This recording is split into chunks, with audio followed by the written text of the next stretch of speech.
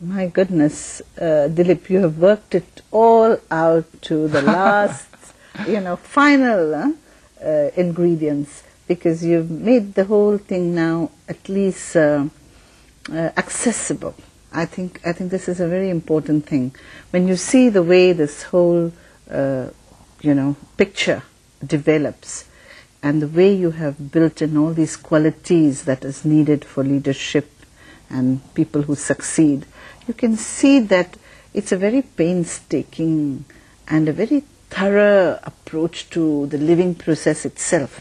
I mean, you're here called by the TMTC, the Technology Management Training Center, by Mr. Nakchadi, Girish Nakchadi and Mr. Limfat, and you're here to run these workshops.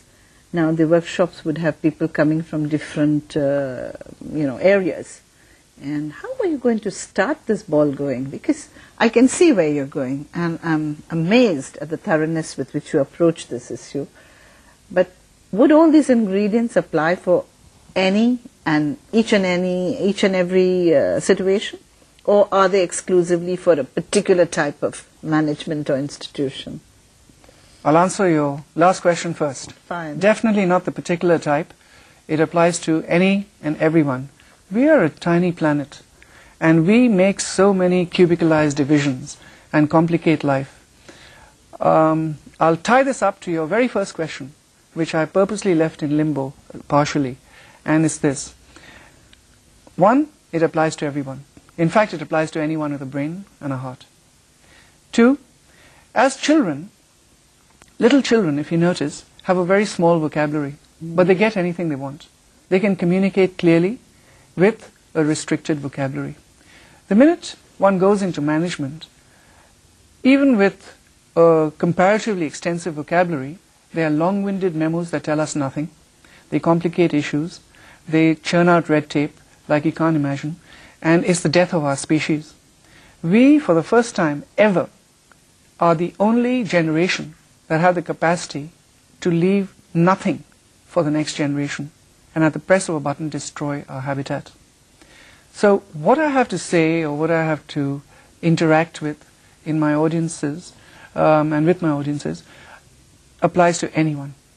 And this is the beauty of life. Everything does connect to everything else. We study different subjects in school, but there's a connectivity through all of them. That thread of connectivity is what fascinates me. That's why I'm impassioned by creativity. So nobody is all this or all that or only this or only that. There is a connectivity. And when we can find that, then it's so much simpler. Life is very, very simple then. And I would delight in a diversity of professions, applications, personalities, psyches, in my actions and in my audiences. The more the merrier. Tell me, Dilip, you've been traveling around, you've been, spouting this wonderful philosophy over such a long time to different audiences. How have you been received? With disbelief, incredulously, or also with some feeling, we can change something? I mean, is there hope? Oh yes. A multiplicity of responses, reactions, knee-jerk behavior also. Some audiences, utter shock, because I've not been diplomatic. I've bombarded their status quo, because I have this belief that people are generally in a rut, and the only difference between a rut and a grave is the depth. So there's no time to mollycoddle them out of it, or myself out of it. There's a danger of me being in a rut too. So I have to keep regenerating myself. The other type of response is very positive. Wow, this is what we really need, but the system won't let us do it. So again, daring, you need courage, you need the will to do so. How do you get the courage to do it? Think of the children. What are we stealing from them? Yes. That alone should give the courage. What are you worried about? Otherwise, we are busy dying, we're not busy living. And by the time we die, we have left no legacy except having stolen from the future generation. Mm-hmm. So I have no fear about that. And if anybody has a negative response, they are in the minority, but the negative is actually a positive. And the negative emerges from their own fear. And I understand that. And fear is like an acronym, FEAR, for forget everything and run, and they give up. But understanding that, I'm able to handle it positively, and I learn from them, in fact, from this feedback that I get. Dilip, you have written these wonderful books on these ideas. This one fascinates me. It's called Brain Dancing. What have you explored in this book?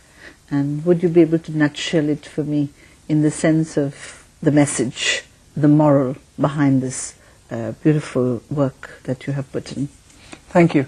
Brain dancing, for me, is a word I coined driving down the road in California one day, when the spirit of learning, I wanted to encapsulate it in a word, and I couldn't find this word in the dictionary.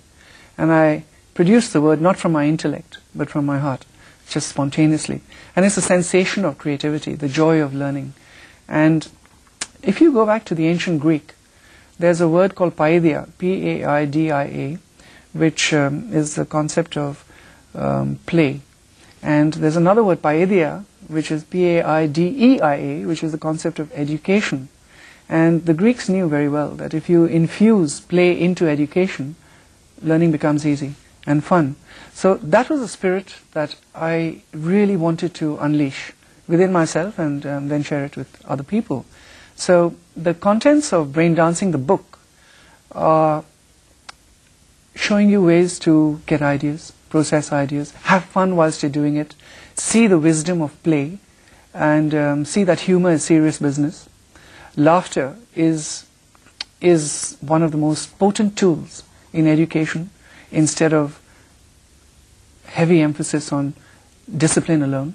Laughter itself is a discipline, fun is a discipline, play is a discipline, and the compilation of all of these qualities go into different dimensions of Brain Dancing, the book. How to get ideas, how to process ideas, how to know and be inspired by other people who've got ideas from the most unlikely, non-bureaucratic stimuli. And to know also that it is not age, but usage that manifests our genius.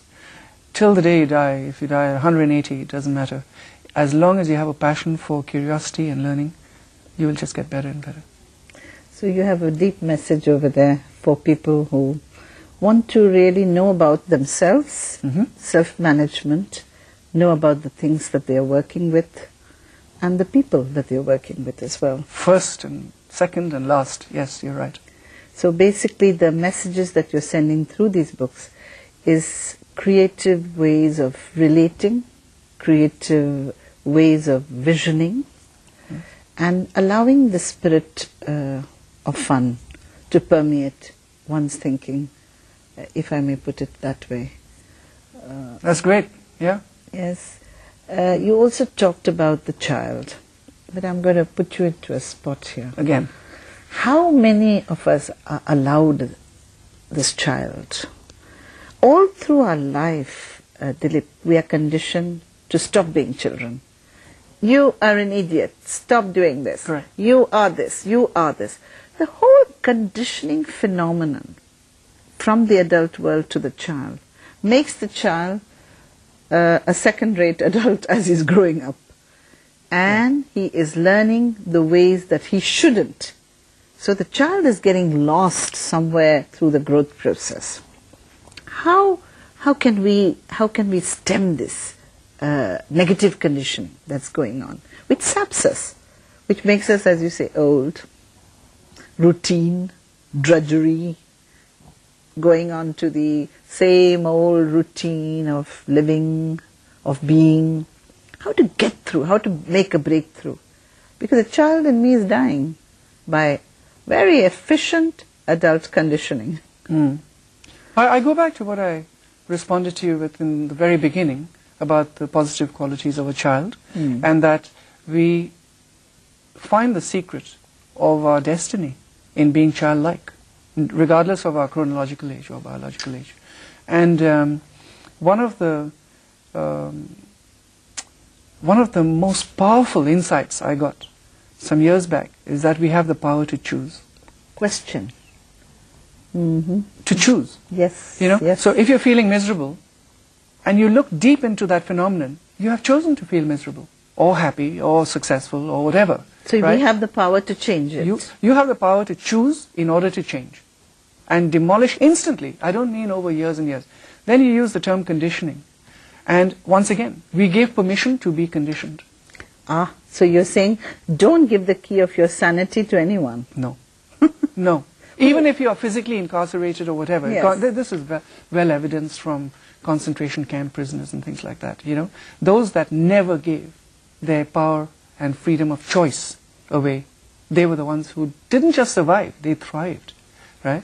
And then this links up to the phenomenon of freedom, you know, because you're talking about being incarcerated in bondage and in chains, and how to break loose, how to break out of this.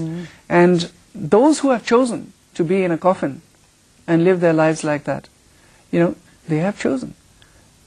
They can equally choose instantly to say, no, I'm not going to accept this. Correct. I think Mahatma Gandhi did it very royally with his non-cooperation movement. Absolutely.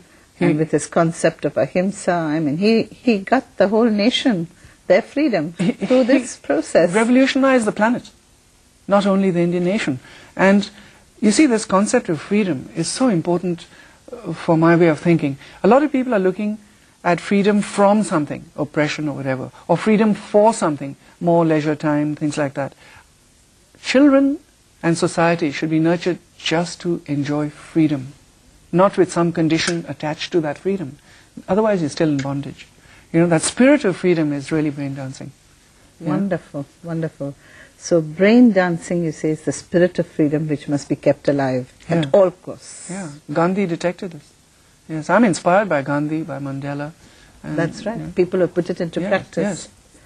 Well, there was a very beautiful statement, and I think I could, you know, get us both to reflect on that, which said, a guru once said, you know, you sit on the shore, you will get the seashells, but if you dive deep, you may come out with pearls. Yes, absolutely. Yes. I think this is what you're saying. Go down and get to the bottom of yourself, and you find pearls of wisdom, of intelligence, of creativity, to be able to combat the walls that we see around us. In fact, I would even challenge that and say that we are pearls.